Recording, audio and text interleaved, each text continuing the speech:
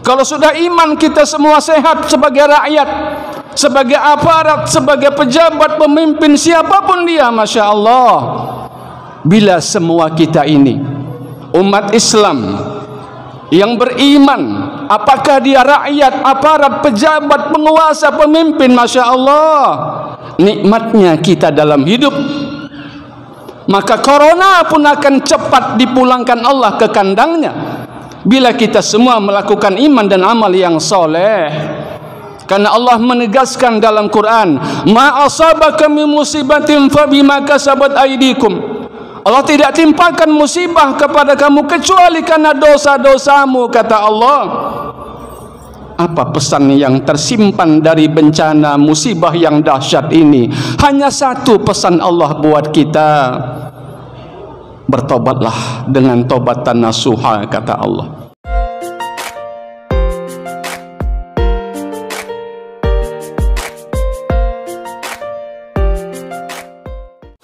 Hadirin jemaah solat Jumu'ah, para calon ahli syurga rahimakumullah.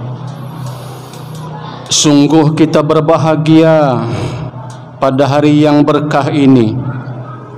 Ternyata Allah sudah menjamin kita.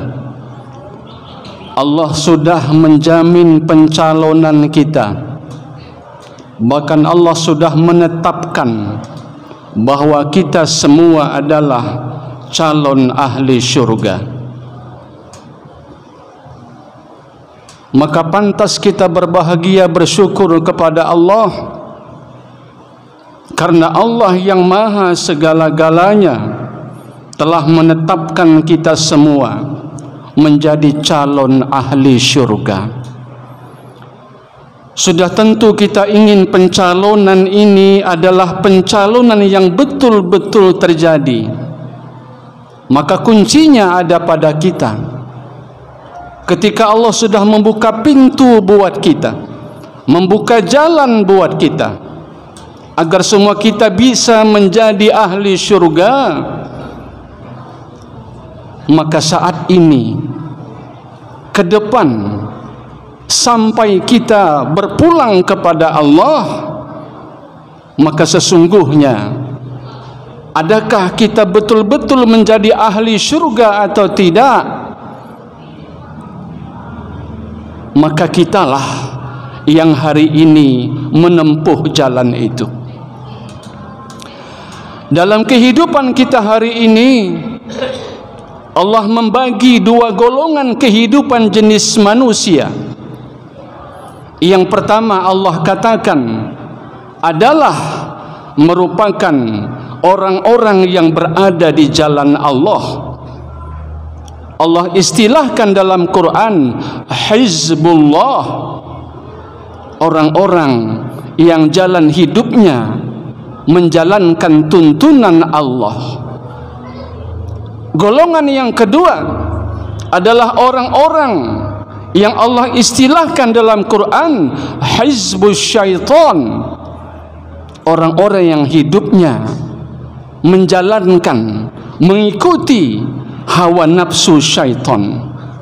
Maka sesungguhnya insya Allah kita semua mulai saat ini ke depan sampai akhir hayat kita, kita semua ingin tetap menjalankan tuntunan Allah Rasul dalam segala urusan kehidupan kita.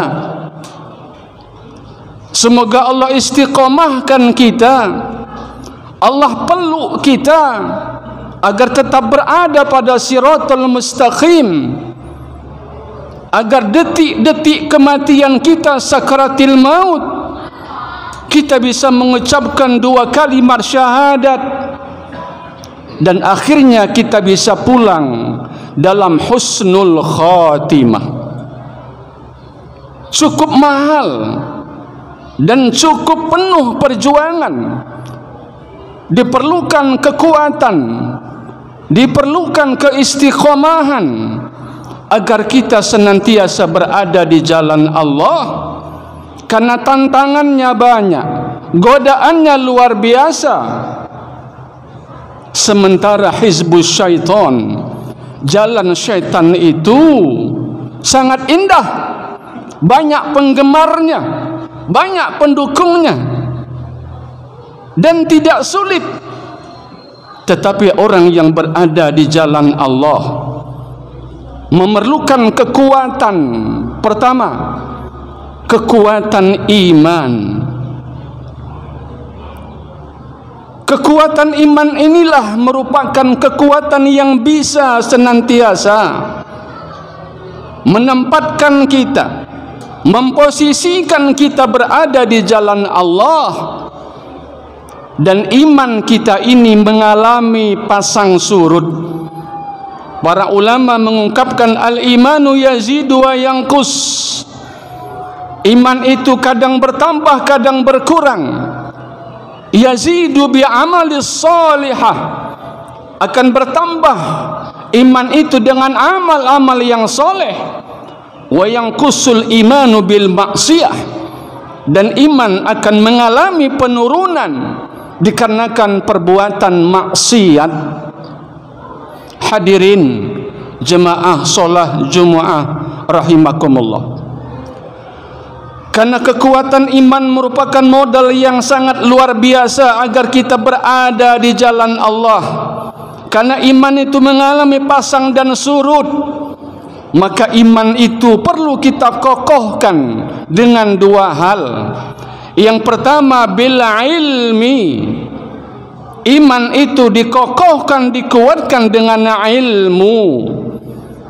Allah berfirman di dalam surah Muhammad ayat 19, fa'lam annahu la ilaha illallah. Tambahlah ilmumu, pahamilah tentang kalimat la ilaha illallah. Akan terasa sungguh nikmat ketika kita memahami kalimat ini, memahami kalimat la ilaha illallah, dan kita hayati ketika kita menzikirkannya. Masya Allah, maka Allah wajibkan kita untuk menambah ilmu tentang kalimat tauhid, tentang kalimat la ilaha illallah. Fa'lam annahu la ilaha illallah. InsyaAllah mari kita semua terus menambah ilmu, menambah pemahaman tentang kalimat tauhid, agar iman kita dalam kondisi sehat walafiat. Yang kedua, iman itu dikokohkan bil amali salih, dengan amal yang soleh. Alhamdulillah, hari ini dengan segala kesibukan tugas kita masih bisa duduk sesaat di masjid yang berkah ini dalam rangka beramal soleh. Amal soleh adalah merupakan teman setia kita di alam kubur nanti. Dalam satu hadis Nabi kita Muhammad sallallahu alaihi wasallam, Allahumma salli wa sallim wa barik alaihi, idza mata ibnu Adam, bila meninggal anak Adam, maka ada tiga yang mengantarnya ke kuburan, kata Nabi. Ahluhu wa maluhu wa amaluhu, keluarganya, hartanya dan amalnya.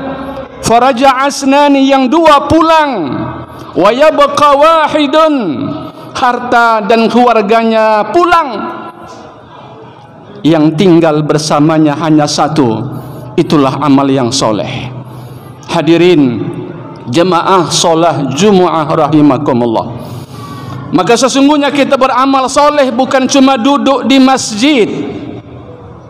Misi utama Allah menciptakan kita adalah agar kita senantiasa beribadah kepadanya. Wa ma khalaqtul jinna wal insa illa liya'budun. Tidaklah kuciptakan jin dan manusia kecuali agar mereka senantiasa beribadah. Itulah ungkapan janji kita kepada Allah, iyyaka na'budu. Ya Allah, hanya kepada Engkau saja kami terus beribadah mengabdi. Ibadah bukan cuma solat, ibadah bukan cuma zikir, Tapi semua aktivitas dunia kita bila mencukupi 5 syarat, termasuk amal yang soleh. Yang pertama, kerja-kerja dunia kita kerjakan dengan ikhlas.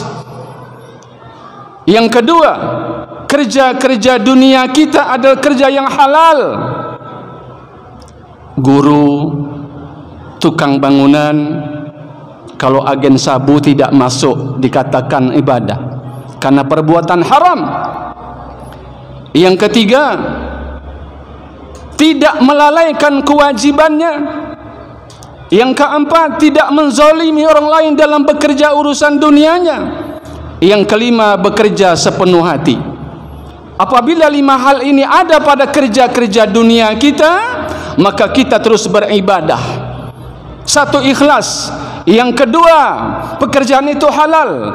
Yang ketiga, kita tidak melalaikan kewajiban. Yang keempat, tidak ada kezaliman dalam kerja itu. Yang kelima, dikerjakan sepenuh hati. Maka kerja dunia kita juga ibadah. Alangkah indahnya Allah Subhanahu wa ta'ala memberikan peluang kita beramal ibadah, bukan cuma dalam solat, bukan cuma puasa, bukan cuma zikir, tapi segala urusan dunia kita bermakna ibadah apabila mencukupi 5 syarat tersebut. InsyaAllah mudah-mudahan segala aktivitas dunia kita cukupkan 5 hal tersebut agar menjadi ibadah kepada Allah. Hadirin jemaah yang dimuliakan Allah, maka sesungguhnya agar iman kita senantiasa kuat dan kokoh, ada 2 hal yang sudah kita sampaikan tadi. Yang kedua adalah pertama dengan ilmu, kedua dengan amal. Sejalankan antara ilmu dengan amal kita dalam keseharian kita. Tiada hari tanpa ilmu dan amal, agar iman kita senantiasa sehat walafiat. Kalau sudah iman kita semua sehat sebagai rakyat, sebagai aparat, sebagai pejabat, pemimpin, siapapun dia, Masya Allah. Bila semua kita ini umat Islam yang beriman, apakah dia rakyat, aparat, pejabat, penguasa, pemimpin, Masya Allah, nikmatnya kita dalam hidup, maka corona pun akan cepat dipulangkan Allah ke kandangnya bila kita semua melakukan iman dan amal yang soleh. Karena Allah menegaskan dalam Quran, ma asabaka min musibatin fabima kasabat aydikum. Allah tidak timpakan musibah kepada kamu kecuali karena dosa-dosamu, kata Allah. Apa pesan yang tersimpan dari bencana musibah yang dahsyat ini? Hanya satu pesan Allah buat kita: bertobatlah dengan tobatan nasuha, kata Allah. Bila kita semua bertobat sebagai rakyat, pejabat, aparat, pemimpin, semuanya bertobatan nasuha, Masya Allah, yakin kita 1 bulan ke depan corona akan dipulangkan Allah ke kandangnya lagi. Bahkan semua agama, bukankah semua pemeluk agama isi agama nyuruh berbuat kebaikan? Tidak satu agama pun menyuruh pemeluknya melakukan kejahatan. Bila semua pemuka agama, bila semua pemimpin, semua kita mengamalkan tuntunan agama kita, melakukan kebaikan-kebaikan, meninggalkan kejahatan, keburukan, meninggalkan kezaliman, menegakkan keadilan, Masya Allah, indahnya hidup kita, nikmatnya hidup ini. Berkah akan ada di mana-mana. Tidak ada rasa ketakutan. Yang hari ini kita umat Islam, karena iman kita tidak kokoh, sepertinya kita lebih takut kepada corona ketimbang kepada Allah. Harusnya Allah lebih kita takuti. Kepada corona kita wajib waspada, ikuti segala protokol kesehatan. Tapi tetap Allah yang kita takuti. Lebih dekat kita kepada Allah. Paling tidak 80% kita bersandar kepada Allah dengan meningkatkan amal ibadah kita. Baca Quran, solat tahajud, beristighfar, berzikir, tegakkan keadilan, jangan ada kezaliman. Berapa banyak hari ini orang mengadu kepada kita, Ustaz, Orang tua saya masuk rumah sakit cuma karena asam lambung. Begitu meninggal didaftarkan dalam mati karena corona. Ini bukan sebuah hal yang baru kita dengar. Yang harusnya tidak ada seperti itu, tidak ada kezaliman. Bila negeri ini ingin cepat diangkat Allah dari azab corona, mari kita semua insya Allah melakukan taubatan nasuha dengan sepenuh hati, mengokohkan iman dengan dua hal tadi, dengan ilmu dan amal. Dan seharusnya pimpinan kita paling tinggi, presiden kita, wakil presiden kita harus sudah mengatakan, wahai semua rakyatku, semua agama, lakukan taubatan nasuha, tingkatkan amal ibadah, tinggalkan keburukan. Masya Allah, bila ini ada instruksi dari yang tertinggi pemimpin kita, yakinlah kita, bila semua melakukan taubatan nasuha dengan sepenuh hati, tidak ada kezaliman dalam hal apa saja kehidupan kita hari ini, yakin kita 1 bulan ke depan akan Allah angkat, Allah kembalikan corona ke kandangnya, insya Allah. Mari kita semua yang hadir ini senantiasa melakukan taubatan nasuha. Ketika Allah berikan kita nikmat yang luar biasa, ketika Allah beri kesempatan kita dalam hidup ini, ketika Allah masih memanjangkan umur kita, yuk kita gunakan sisa-sisa umur yang satu saat umur kita pasti habis. Kita akan pulang kepada Allah, kita datang dari Allah, akan pulang kepada Allah. Allah ciptakan kita dari tanah, sedang di atas tanah, suatu masa dimasukkan ke dalam tanah. Apalagi yang kita sombongkan dalam hidup. Sehebat-hebat manusia, apapun pangkat jabatannya, sekaya apapun dia, pasti matinya dimasukkan ke dalam tanah. Yang setia bersama dia hanyalah amal solehnya. Semoga Allah subhanahu wa ta'ala membimbing kita dalam ridhonya. Semoga Allah memeluk kita dalam siratal mustaqim. Semoga Allah senantiasa menuntun kita dalam kebaikan-kebaikan. Dan kita yakin la haula wa la quwata illa billah, tak mampu kita menjamin diri kita baik sampai mati kecuali hanya Allah yang bisa menjaminnya. Maka mari kita berserah diri kepada Allah, amalkan, kerjakan segala perintah, tinggalkan semua larangan, dekatkan diri kepada Allah. Insya Allah mudah-mudahan berkah hidup akan Allah limpahkan kepada kita semua. Amin ya rabbal alamin. Barakallahu li wa lakum fil Qur'anil azim, wa nafa'ani wa iyyakum bima fihi minal ayati wa dzikril hakim. Innahu huwal ghafurur rahim.